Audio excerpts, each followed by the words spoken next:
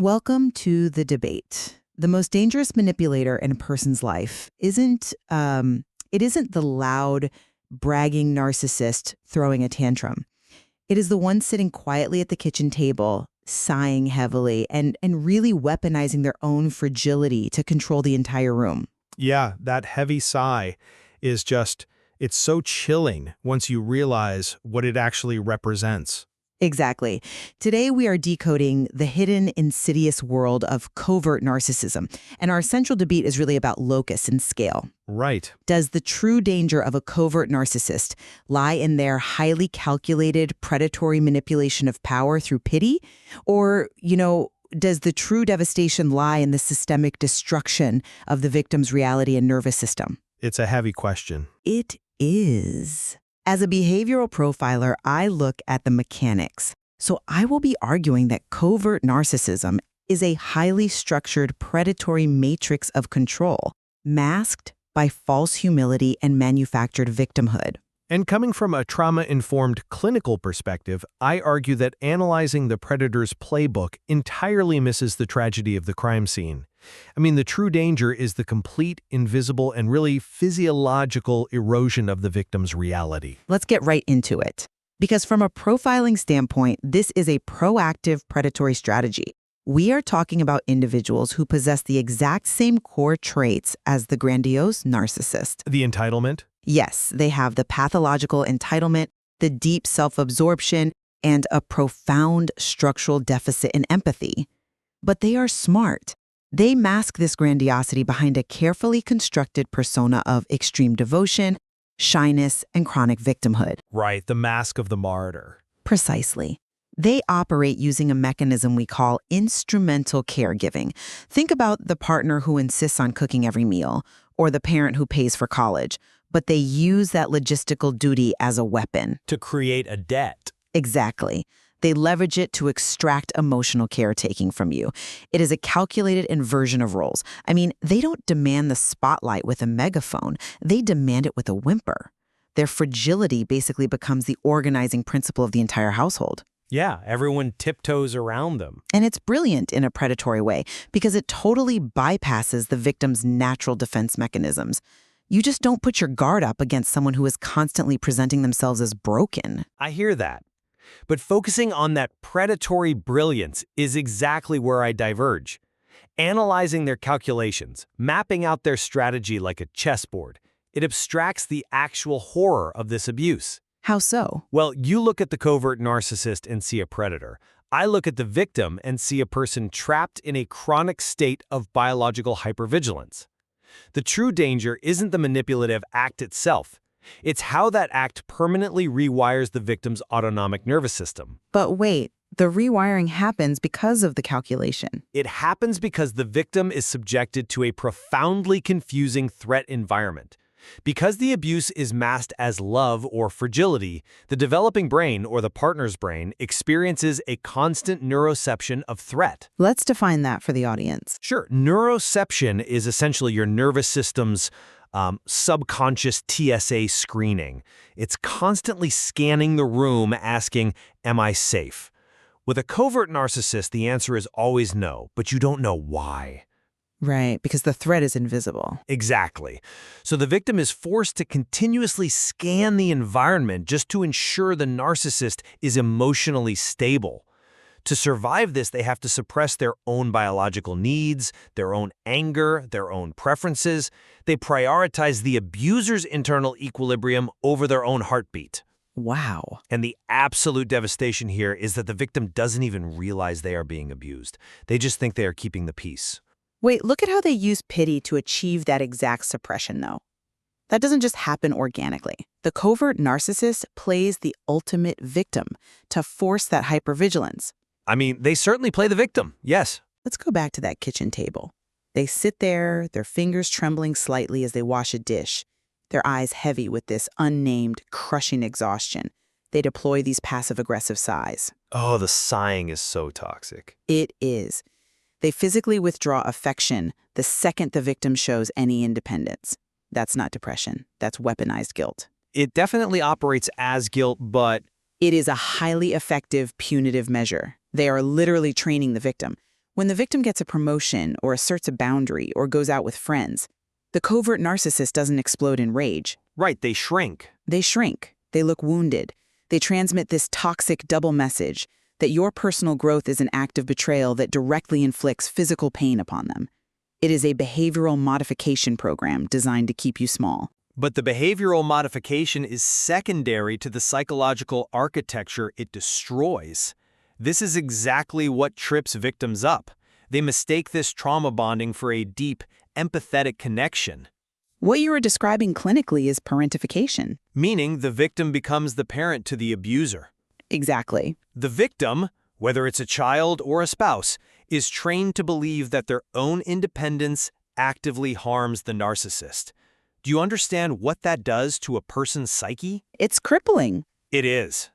Think about a 10-year-old child who has to read the heaviness of their mother's footsteps to know if it's safe to ask for help with homework. They internalize a fundamental cognitive schema, a blueprint for reality, that their expansion is dangerous. That their very existence is a burden. Right. Their emotional life becomes a problem to be managed, not a truth to be honored. The tragedy isn't that the narcissist is sighing at the table. The tragedy is that the victim is absorbing that sigh, internalizing it as their own personal failure, and frantically trying to fix a void that can never, ever be filled. Think of the covert narcissist like a spider. But instead of silk, their web is woven entirely out of obligation and guilt. That's a dark image. But it's accurate. Every time they play the martyr, every time they say, "After all I sacrifice for you, this is how you pay me back," they are spinning another thread. It is active entrapment. I see what you mean. They know exactly what they are doing when they pull that thread to see if you stumble.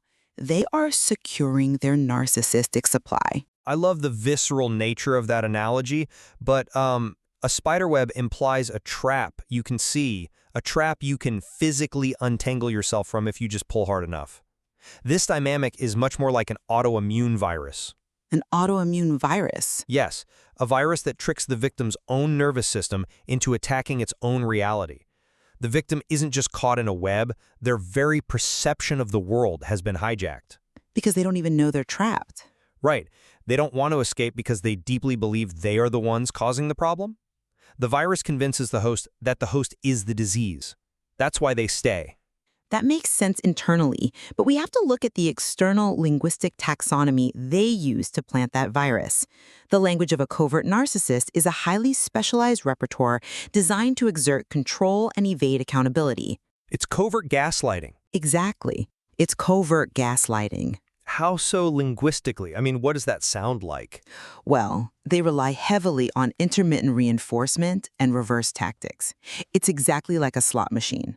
A slot machine is addictive because you never know when the payout is coming, so you keep pulling the lever. Yeah, the unpredictable reward. Right. The covert narcissist does this by demeaning you right before they build you up. They will say, "You worked incredibly hard on this presentation, but honestly, you would never have achieved it without my help." The backhanded compliment. It's worse than a backhanded compliment. It's a precision strike on the victim's self-efficacy. Or look at how they use tunnel vision minimization. You buy a new house, a huge life achievement. You bring them over to show them, and they immediately change the subject to how high the crime rates are in that neighborhood. Oh, wow. Yeah, bursting the bubble. They continuously shift the goalposts so that no matter what you accomplish, it is never deemed sufficient. They maintain a position of superiority through 1,000 tiny calculated micro-insults. Yes, 1,000 tiny cuts. But step back and look at what that actually does to the internal cognitive schema we talked about earlier. You are focusing on the words spoken. I am focusing on the psychological foundation those words dismantle. Okay, explain that. Well, this specific type of covert gaslighting completely eradicates the victim's trust in their own memory. Because they are constantly being told their memory is wrong. Right. When the abuser constantly says, "You are simply too sensitive," or "You are remembering that entirely wrong," the victim doesn't just feel insulted. They begin to internalize the belief that their internal signals are fundamentally defective. They start doubting their own sanity. Exactly. They believe their own mind is an unreliable narrator. Therefore, they must rely entirely on the abuser's version of reality to survive. The victim literally begins to gaslight themselves. That is terrifying. It is. If the narcissist says, "I guess I'm just a terrible person who doesn't deserve to be loved," the victim is forced to immediately halt their own constructive feedback and transition into a comforting role. The new rule becomes, confronting conflict is dangerous. I must prioritize soothing others over my own reality. It's an invisible cage. You keep calling it an invisible cage, but I think that framing inadvertently removes the malice from the abuser. Let's talk about the silent treatment, because this is where the calculation is undeniable. The silent treatment is brutal. When a covert narcissist uses the silent treatment, it is not just a trigger for the victim's schema. It is a punitive measure designed to starve the victim of emotional safety. Grandiose narcissists will scream and shout to get compliance. Covert narcissists will simply stop existing for you. The withdrawal. Total withdrawal. They will walk past you in the hallway like you are a ghost. They will withhold affection, withhold communication, and just watch you squirm. It's so painful. It reinforces their passive grandiosity because it forces you to chase them, to beg for their engagement. It is about maintaining absolute power without leaving a single fingerprint. They want the control, but they refuse to take accountability for the damage they are causing. But think about the biology of that for a second. Let's look at the sheer physical and somatic toll of what you just described. When someone gives you the silent treatment, when you're constantly walking on eggshells waiting for that passive-aggressive withdrawal, your body bears the burden. You mean the stress of it? Yes, we are talking about real, measurable physiological consequences. Gabor Mate's research on the stress-disease connection shows that chronic emotional suppression has a severe bodily cost. You're talking about the physical symptoms of the anxiety. It's beyond anxiety. I mean, the victims of covert narcissists present with chronic migraines, severe gut issues, jaw tension, and complex PTSD. They are pushed into a state of what we call dorsal vagal shutdown. Explain that mechanism for a moment, because that's a heavy clinical term. The dorsal vagus nerve runs from your brain down through your gut. When an animal is trapped and cannot fight or flee, this nerve activates an emergency brake. It's a freeze or collapse response. Like playing dead. Exactly. Your heart rate literally slows, your digestion stops.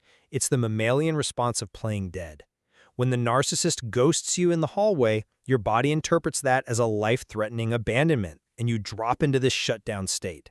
That is a severe physical reaction. It is. The tragedy isn't just that the narcissist is maintaining power. The tragedy is that the victim becomes an absolute expert at soothing the abuser while becoming completely alienated from their own physical body. They can identify a microscopic shift in the narcissist's mood from 3 rooms away, but they couldn't tell you if they themselves are hungry, tired, or in pain. That somatic alienation is terrifying. But if we don't expose the predator's calculus, the victim can never recognize the trap in the first place. Covert narcissists operate entirely on plausible deniability. Yes, they do. Because their abuse is masked as sensitivity or martyrdom, they constantly recruit outside allies, what we call flying monkeys, to validate their victimhood. The public persona versus the private nightmare. Exactly. The outside world looks at the covert narcissist and says, look how devoted they are. Look how much they sacrifice for you. The abuser intentionally cultivates this perfect public image to isolate the true victim. Which makes the victim feel crazy. Right. If the victim tries to complain to a friend or family member, they look ungrateful or crazy. This is a highly structured matrix of control. Their lack of empathy is a stable structural deficit, and they use their manufactured fragility as a Teflon shield against any accountability. I absolutely agree they use fragility as a shield. But identifying the shield doesn't heal the wound. When a victim finally realizes what is happening, say they listen to this debate and realize, oh my God, this is my relationship, they are instantly hit with this overwhelming, corrosive guilt. The guilt of trying to leave. Yes, the guilt the victim feels for finally setting a boundary or for simply naming the abuse is itself a symptom of the dynamic. The covert narcissist has specifically trained the victim's own conscience to work against them. Because the abuse masquerades as love. Exactly. The true horror is how this abuse masquerades as love. The intermittent reinforcement you mentioned earlier, the alternating between sudden warmth and passive-aggressive withdrawal, creates a trauma bond. which is notoriously hard to break. It is incredibly difficult to break precisely because the victim deeply believes they are dealing with someone who genuinely loves them but is just, misunderstood or damaged. The abuser exploits the victim's inherent empathy. That's why highly driven, deeply empathetic people are so often targeted. Their capacity to care is weaponized against them. And that is exactly why we must categorize this as a predatory strategy. They seek out that empathy because it is the perfect fuel. It is the perfect narcissistic supply. They feed on it. They do.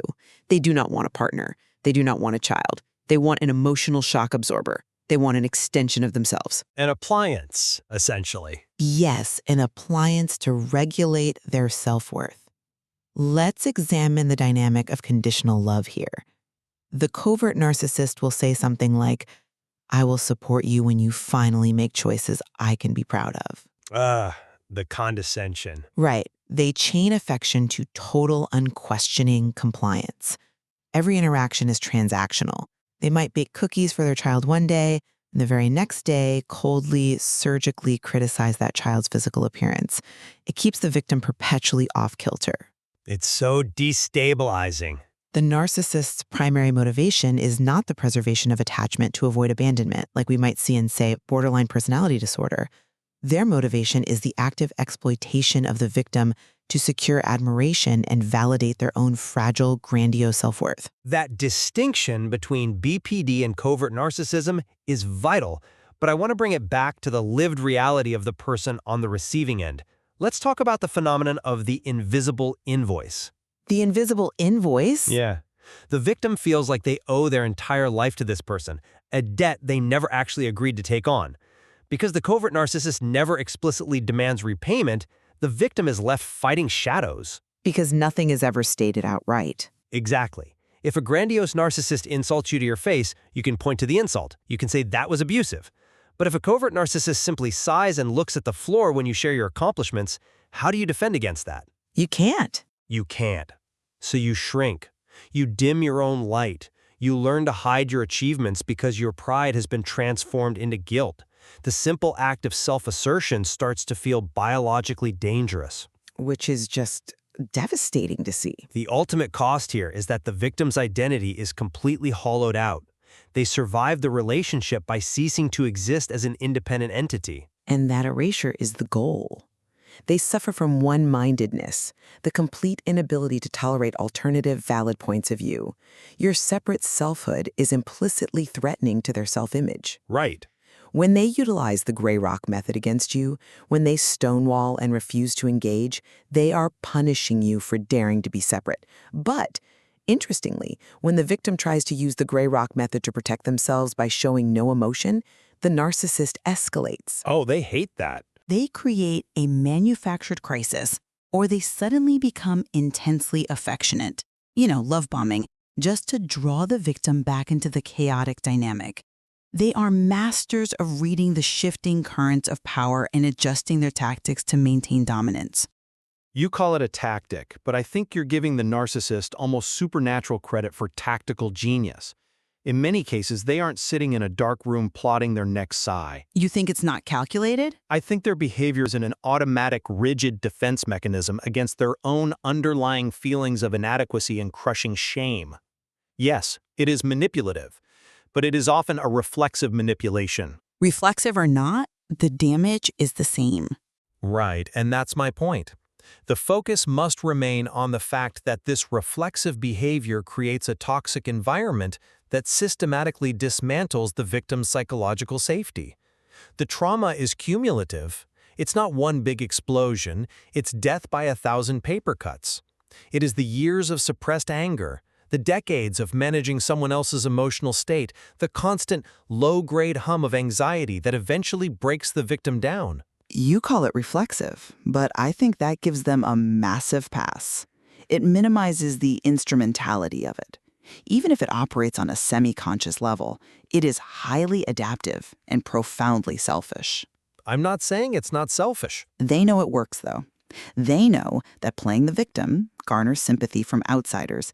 They know that deflecting accountability forces the other person to apologize. This isn't just a lack of emotional maturity. This is an active, ongoing exploitation of the social contract. I hear you. When a covert narcissist says, "I guess I'm just not that important to you," they are intentionally reframing your basic autonomy as a harmful, selfish act. It is a calculated move on the chessboard. I understand the need to see the calculation. I really do. It provides a framework for the victim to finally point at the behavior and say, this isn't my fault, this was done to me. But the actual healing doesn't come from just exposing the predator. Well, you have to see it to heal from it. True, but exposing the trick doesn't rewire the nervous system. So where does the healing come from then? It comes from the victim learning to recognize their own body's signals again. It comes from dismantling that fawn response. The victim has to realize that their hypervigilance was a brilliant, necessary survival strategy when they were a child or when they were deep in the relationship, but that it is now actively costing them their life. They have to learn how to feel safe again. Yes, they have to learn that safety is possible without constant scanning. We focus on finding glimmers, which are the opposite of triggers. They are micro moments where the nervous system experiences safety, calm, and regulation without having to earn it by soothing someone else. That makes a lot of sense. That is where the true recovery happens. Not in outsmarting the narcissist, but in reclaiming the self that the narcissist tried so desperately to erase. It's a profound shift in perspective. When you look at the mechanics, covert narcissism is undeniably a predatory matrix of control. It operates through passive grandiosity, instrumental caregiving, and weaponized victimhood. Absolutely. The abuser maintains power not through overt dominance, but through a chillingly calculated emotional enmeshment. They force the victim to abandon their own autonomy just to service the narcissist's fragile ego. And at the exact same time, the true horror of that abuse is how it forces victims to abandon their own sanity and physiological safety. The devastation is internal, it's invisible, and it results in a fundamentally rewired nervous system. The physical toll is undeniable. It creates complex PTSD and a tragic alienation from one's own reality and bodily sensations. Well, we clearly agree that this form of narcissism is profoundly destructive precisely because it masquerades as love, concern, and sensitivity. It thrives in the shadows of plausible deniability. Absolutely. We may continue to disagree on whether the chilling calculation of the abuser or the psychological unspooling of the victim is the most critical element to focus on. But understanding both the predator's playbook and the victim's biological reality is essential for anyone trying to navigate this. For those listening who are suddenly recognizing these subtle, quiet red flags in their partners, their parents, or their bosses, know that there is a vast body of psychological literature out there to help you uncover the truth of your experience. It takes immense courage to look at a relationship that the rest of the world thinks is perfect and admit that it is quietly destroying you. So, the next time you see someone sitting quietly at the kitchen table, sighing heavily as they wash a single dish, ask yourself, are you looking at a victim of circumstance, or are you looking at the architect of an invisible cage?